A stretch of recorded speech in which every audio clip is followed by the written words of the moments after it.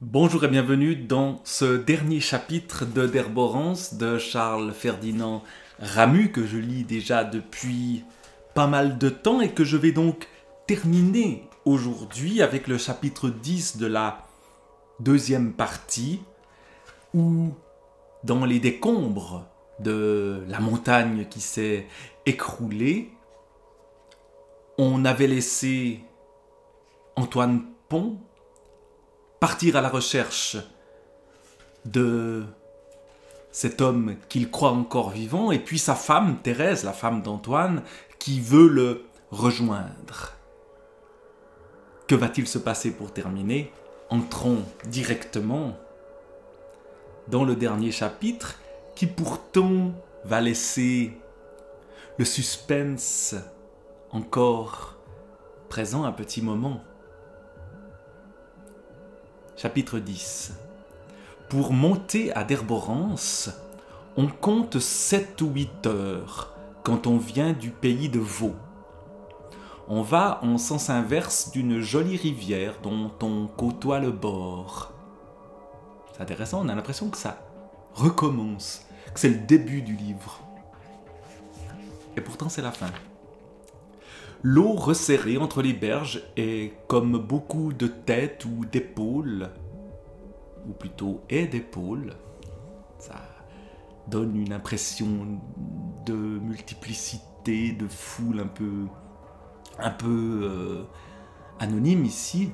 Donc l'eau resserrée entre les berges est comme beaucoup de têtes et d'épaules qui se poussent en avant les unes les autres pour aller plus vite, avec de grands cris, des rires, des voix qui s'appellent, comme quand les enfants sortent de l'école et la porte est trop étroite pour les laisser passer tous à la fois. À nouveau ces images quotidiennes qu'on a vues tant de fois et qui donnent ici une ambiance plutôt joyeuse alors qu'on était dans un moment de tension assez tragique au contraire dans ce qui précédait. On laisse derrière soi de beaux chalets bas et longs, aux toits soigneusement couverts de bardeaux polis par la pluie qui brillent comme de l'argent. Les fontaines ont des jets gros comme le bras, elles font tourner les barattes. Et puis, plus rien que l'air froid. Tout d'un coup, brutalement, ça change d'ambiance. Plus rien, avec cette répétition ici. Que l'air froid. Plus rien, nouvelle répétition, plus rien qu'un petit peu d'hiver qui vous est soufflé dans la figure quand on la penche sur le vide. Plus rien que l'énorme trou plein d'ombre où il était de nouveau, lui. Mais est-ce qu'on aurait pu le voir là, tout au fond? Oui, tout d'un coup, le changement d'ambiance. Et lui, c'est Antoine Pont qui est retourné sous la terre, sous les pierres. Oh, il est beaucoup trop petit. On retrouve la vision de l'aigle qu'on avait au moment où il était sorti de la terre, où il est trop petit pour qu'on le voie. À 600 mètres, au-dessous de vous, toujours ce vous qui intègre le lecteur, c'est vous, on est là, vous êtes avec moi et vous regardez dans ce gouffre, dans ce trou plein d'ombre. À 600 mètres au-dessous de vous, il ne serait qu'un minuscule point blanc, non perceptible à l'œil nu parmi l'immensité de ces déserts, où les roches dans l'ombre sont bleuâtres et comme mouillées, ou d'un gris triste, avec des taches noires comme celles qu'on voit sur la figure des morts. Il est trop petit pour qu'on le voie, quand même tout à coup les roches s'éveillent. Il semble qu'elles commencent à sécher, elles s'éclaircissent, elles ressuscitent pour un instant. La mort et la vie, leur confrontation est au cœur de ce livre-là. Qui l'emportera? Elle ressuscite pour un instant. Et c'est que par-dessus l'arête, le soleil, basculant soudain, est venu sur elle. Mais lui n'est pas plus gros qu'une fourmi au pied de ses entassements. Il n'en levait pas moins la pioche. Ensuite, il empoignait la pelle, cherchant celui qui n'était plus, et c'est le pauvre Séraphin. Il n'avait plus bien sa tête, c'est pourquoi il levait sa pioche dans le soleil. Puis, se baissant, empoignait par le manche la pelle plate, creusant une tranchée à peine marquée d'ailleurs encore dans les débris de schiste noir, tout entremêlés de cailloux contre lesquels le fer de l'outil heurtait parfois, faisant un bruit clair. Elle n'a eu qu'à écouter d'où venait le son. Bien que d'abord toute perdue dans les étroits passages que les plus gros des blocs laissaient entre eux sur leur devant, plus compliqués encore et plus enchevêtrés que les ruelles d'un village. Car où est-ce qu'on est maintenant? Où est-ce qu'il faut aller? Dans quelle direction? On entre tout d'un coup dans la pensée de Thérèse, dans ce style indirect libre utilisé ici par notre ami Charles Ferdinand Ramus. Dans quelle direction? À peine si elle voyait un peu de ciel, comme un écheveau bleu à moitié dénoué au-dessus d'elle. Où est le sud? Où est le nord? Toute perdue ainsi d'abord, puis le bruit du fer, frappant une matière dure et sonore, est venu jusqu'à elle, lui disant « C'est ici ». Il lève sa pioche et la bat. Il vous parle à distance. Le vous, c'est Thérèse ici. Elle s'arrête. Elle n'a qu'à écouter d'où vient le son, elle repart, elle contourne encore ce quartier de roc et cet autre, puis les quartiers deviennent plus petits, plus serrés, en même temps qu'ils se superposent, faisant comme des marches d'escalier où elle grimpe, dans ces déserts où jamais une femme n'aurait osé s'engager seule, mais elle n'est pas seule. Parce qu'il y a l'amour, et l'amour l'accompagne, et l'amour la pousse en avant. Il lève sa pioche des deux mains, ayant ôté sa veste et son gilet. Il tourne le dos à Thérèse. Il a gardé sa belle chemise blanche, son pantalon neuf. Il est là, il est tout petit, car en avant de lui toute la pierraille soulève sa masse. Pourtant, il lève sa pioche, et là-bas, et il lève encore sa pioche. Elle saute d'un bloc sur le bloc voisin, d'un quartier de roche sur un autre quartier de roche. Il n'entend pas, il fait lui-même trop de bruit.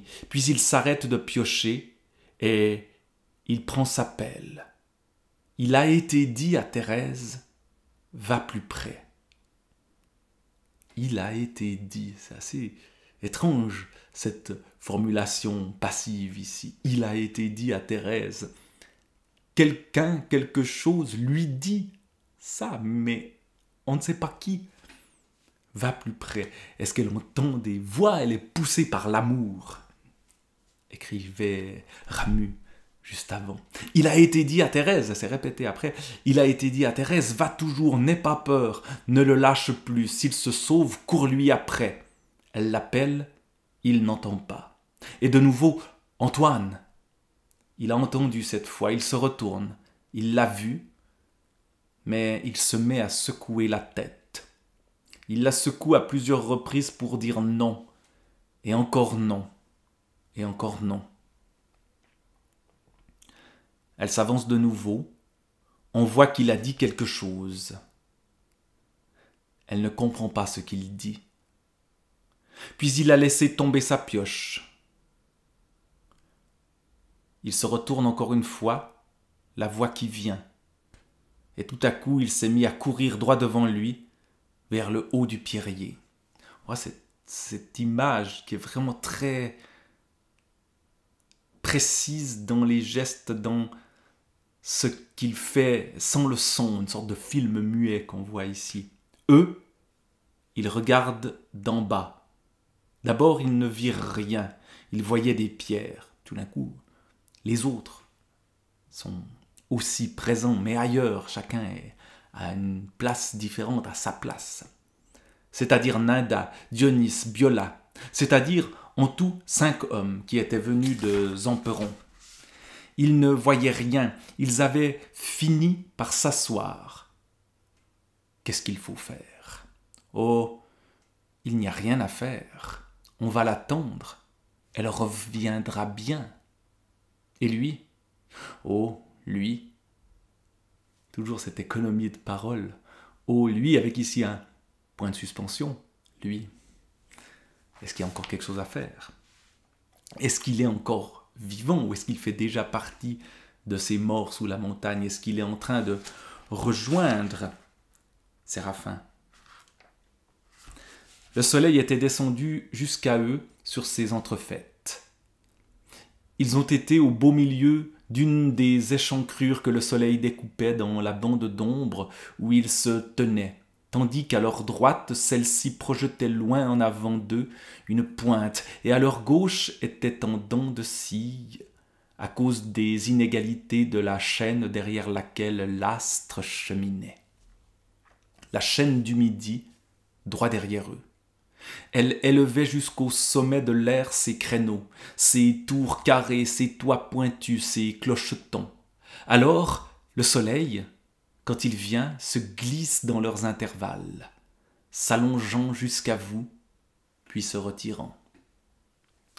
On a vu briller les petits lacs qui étaient un peu en avant d'eux, à leur droite, et tristes, ils n'ont plus été tristes, à cause d'un petit mouvement qui se faisait à leur surface, comme si le soleil en passant avait trempé le doigt dedans. Ces images d'une précision de tout petits détails, le soleil qui trempe le doigt dans le lac qui, ainsi, n'est plus triste. L'eau qui était noire est devenue plus bleue que le ciel. Il y a eu comme un filet d'argent qui a été jeté sur elle. Par les trous des mailles, on a vu un petit nuage blanc qui s'avance, quitte la rive comme une barque sur l'un, puis passe dans l'autre des lacs. Et dites donc, c'est Charybde. Il se lève en même temps qu'il lève le bras. Vous ne le voyez pas? Qui? Antoine, parbleu. Où ça? Après les grosses pierres sur la pente, parmi les petites. Ah oui, je le vois. Et les autres? Ah, moi aussi. À cause de l'éloignement, Antoine n'était déjà plus là qu'un point blanc, la couleur de son pantalon se confondant avec les taches sombres qu'il y avait entre les pierres. Rien que la petite tache blanche de sa chemise. Mais heureusement qu'elle bougeait et tout le temps se déplaçait, les autres couleurs sur le pierrier étant immobiles au contraire. Lui, il se déplaçait, on pouvait ainsi le suivre du regard. C'est vers en haut qu'il se déplaçait, vers les dessus et les lointains de la pierraille, du côté des grandes parois. Ces images de couleurs qui se déplacent, il y a des peintures qu'on imagine, celle de Hodler en particulier, représentant les montagnes, ici. Où est-ce qu'il va? Oh, bien, il se sauve. Malheur, dirent les hommes, il ne reviendra pas. Et puis ils ont dit, et elle? Oh, elle! Avant on avait oh lui, maintenant on a oh elle, a dit Ninda. Elle va sûrement redescendre. Qu'est-ce que vous voulez qu'elle fasse s'il n'a pas voulu l'écouter? Mais à ce même instant, il y a eu une tache brune qui s'est mise à bouger un peu au-dessous de la blanche. À mesure que celle-ci montait, elle montait. À mesure que celle-ci s'éloignait, elle s'éloignait. Est-ce que l'amour était endormi? Mais à présent, l'amour s'est réveillé. On les voyait très bien, tous les deux, dans le soleil.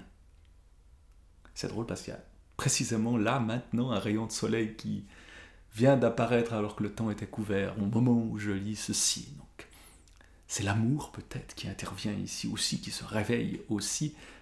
On les voyait très bien tous les deux dans le soleil, sur cette pente qui semblait d'un bas presque uni, qui semblait d'en bas presque uni, presque lisse, mais en réalité et de près était tout en bosse et en creux, fissuré, percé de trous. Il allait devant elle, et il allait devant, il y a une virgule que j'ai omise ici, il allait devant, elle avait bien de la peine à suivre, mais elle allait parce que l'amour la soutient. De temps en temps, pour avancer, elle devait céder des mains et des genoux à cause d'un gros bloc incliné qui était sur son passage. Parfois aussi, on voyait qu'elle était ramenée en arrière par le glissement des cailloux qui se dérobaient sous son poids. Ils ont dit « Elle est perdue si elle continue ». Ils ont dit à Nanda « Appelez-la, vous la connaissez mieux que nous ». Ils ont dit à Nanda « Non, voilà la réponse de Nanda, je me perds un peu. »« C'est trop loin », a dit Nanda. Il disait « Ah !» Mais c'est que il ne savait plus que dire. D'ailleurs, à ce même moment, il n'avait plus vu Antoine. L'instant d'après, ils n'ont plus vu Thérèse. Tous les deux, ils avaient disparu derrière le haut de l'escarpement. Et là, il y a un blanc dans le texte avant que ça se termine vraiment. Où sont-ils? Voilà des questions qu'on se pose encore à ce moment-là. Et on repart avec le point de vue d'un autre personnage. C'est l'histoire d'un berger, ou peut-être d'ailleurs est-ce le même personnage. C'est l'histoire d'un berger qui a été pris sous les pierres. Et voilà qu'il retourne aux pierres comme s'il ne pouvait plus s'en passer. C'est bel et bien d'Antoine qu'il s'agit ici. C'est l'histoire d'un berger qui a disparu pendant 2 mois. Et il a reparu, mais il disparaît de nouveau. Et à présent, il y a sa femme qui va disparaître avec lui. Ils étaient toujours là, les 5. Et en arrière d'eux, sur sa bosse, le vieux Plan aussi était toujours là. Autre point de vue. Le fameux Plan, le berger, qui est une sorte de devin, de personnage qui les a avertis que s'ils entraient dans ce domaine-là, c'était le domaine des morts et qu'ils étaient morts eux-mêmes, que Antoine était mort. Mais devant eux, il n'y avait plus rien que des pierres, et toujours des pierres, plus rien qui fût en vie, rien qui bougeât dans le soleil. C'est alors qu'un des hommes s'était mis à dire des choses tout bas. Peut-être que Plan a raison, sait-on? On a répondu « ma foi » à voix basse. Ça, c'est une réponse que j'ai moi-même entendue dans mon enfance, « ma foi ». Des gens qui ont ce qu'on appelle la foi du charbonnier, ma foi. C'est comme ça, une fatalité, un fatalisme dans ce ma foi qui va revenir.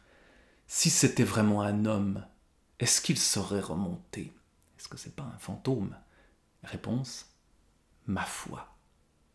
Et peut-être que ce n'est plus qu'une âme, et il est venu la chercher. Il est venu la chercher, Thérèse. Il continuait à ne pas faire un mouvement. Le soleil glisse de côté, et ainsi le soleil les quitte. Mais il est tout près d'eux encore, avec son triangle de couleurs. Bizarrement, ces découpures se déplacent à travers l'espace. Les petits lacs redeviennent gris comme des feuilles de zinc.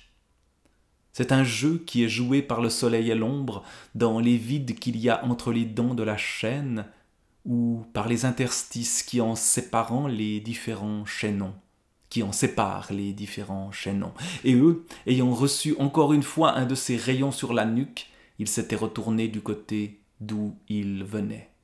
Ils s'étonnent alors, et c'est du vieux Plan qu'ils s'étonnent, parce qu'ils le voient hausser les épaules, et puis il les hausse encore une fois. Le vieux Plan tient la tête levée vers le haut du pierrier. Tout à coup, il se détourne et fait un mouvement avec son bâton recourbé. Et ils n'ont pas encore compris ce qui se passe, qu'ils voient que le vieux Plan s'en va. ayant fait demi-tour, et le troupeau de même. C'est alors qu'ayant ramené la tête en avant, et l'ayant eux aussi levé, ils ont vu à leur tour bouger là-haut, dans le pierrier. Et c'est Thérèse là-haut ou quoi? Et c'est elle, et elle le ramène. Pas possible que si. C'est elle, et ils sont deux. C'est un homme avec une femme. Il y a quelque chose de très général, un homme avec une femme, quelque chose qui devient universel, la femme qui ramène l'homme.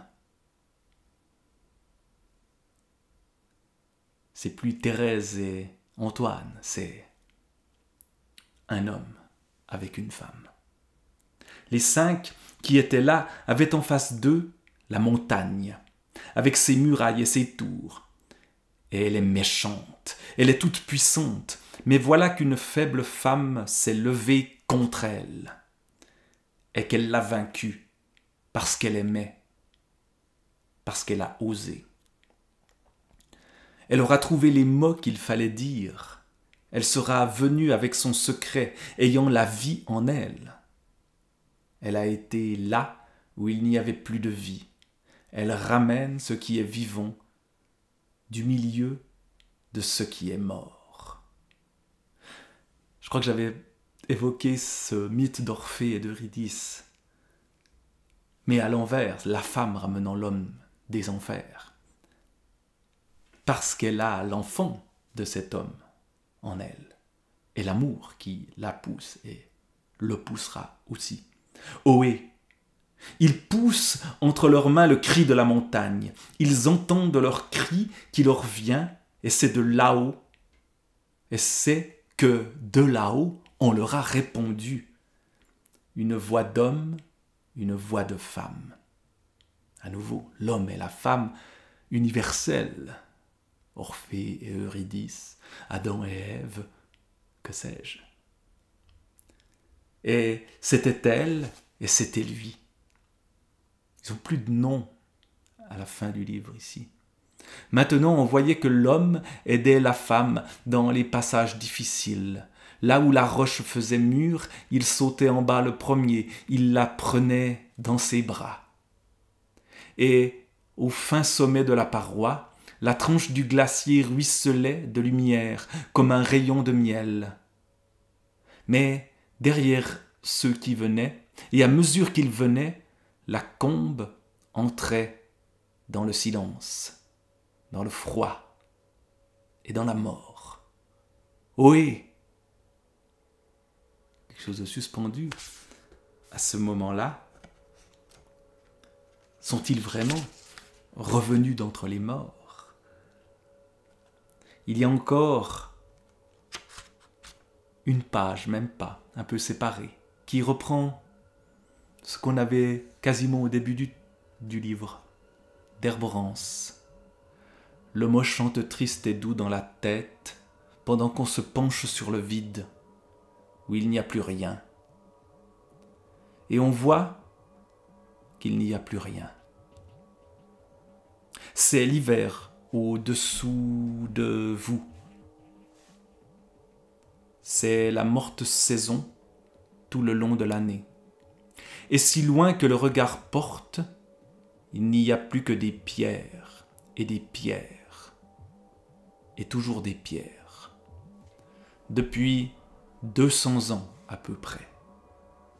Là on revient aujourd'hui, ou au moment où Ramu écrit, 1936, et encore aujourd'hui, en 2025, quand je lis ceci, 200 ans à peu près, 300 peut-être même.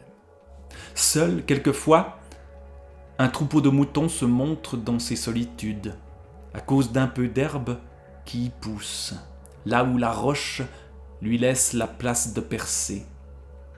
Il y erre longuement, comme l'ombre d'un nuage. Il fait un bruit comme celui d'une grosse averse quand il se déplace. Il fait, quand il broute, un bruit comme celui des toutes petites vagues qui viennent, les soirs de beau temps, à coups rapides et rapprochés, heurter la rive. La mousse, d'un pinceau lent et minutieux, a peint en jaune vif, en gris sur gris, en toutes sortes de verts, les plus gros des quartiers de roc.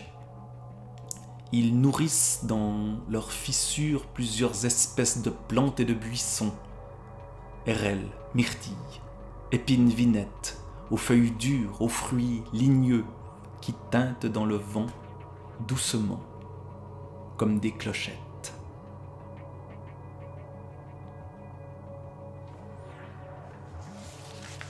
Et c'est ainsi que se termine D'Herborance de Ramus. Par la nature, la vie qui renaît dans ce qui a été détruit. Hérelles, myrtilles, épines, vinettes, clochettes. La vie qui renaît dans ce retour possible, suspendu de cet homme et cette femme, sont-ils vraiment revenus? La fin reste ouverte. Ils se sont retrouvés, oui. Mais peuvent-ils revenir? Peut-il, lui, revenir? Et elle, puisqu'elle est allée le chercher, peut-elle revenir? Peut-on revenir d'après la mort? Mais la vie revient toujours, malgré la destruction. Et ça se termine par un appel, les clochettes. Comme si on était appelé à continuer à vivre malgré tout. Voilà D'Herborance de Charles-Ferdinand Ramus. J'arrive donc à la fin de cette lecture qui m'a occupé pendant plusieurs mois. Et la relecture d'un livre qui m'avait énormément plu au moment de sa première lecture, et puis peut-être même de la deuxième, je ne sais pas combien de fois je l'ai lu, mais cette relecture-là me montre une fois de plus à quel point ce livre est absolument génial, et j'espère que le partage que j'en ai fait a pu vous convaincre qu'il faut aller y voir chez Ramus, dans D'Herborance, dans d'autres livres de Ramus. J'ai derrière moi ici plusieurs pléiades, dont celle de l'œuvre complète de Ramus. Il faudra que je m'y plonge. Mais je pense que j'irai lire d'autres choses durant les prochaines semaines. Je ne sais pas encore quoi. Peut-être qu'on va changer complètement de monde, peut-être pas. Donc à bientôt pour de nouvelles lectures. Au revoir.